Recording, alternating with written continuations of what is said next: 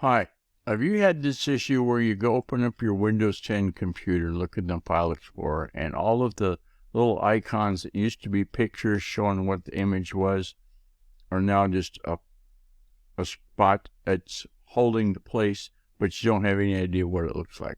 Okay, well, that happened to me and created this episode.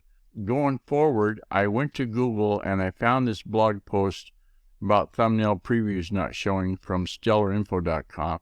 And I don't know which one of the steps and the 8 methods they have for fixing that worked. I put it in the Google document. If you go to the GeyerCookReport.podbean.com, you'll find it in there. And give that a go. I think you're going to like the results. If that happens to you, and let's hope it doesn't. Hi. The reason for this section of the video is to remind you to subscribe or at least like, okay? It's a wrap.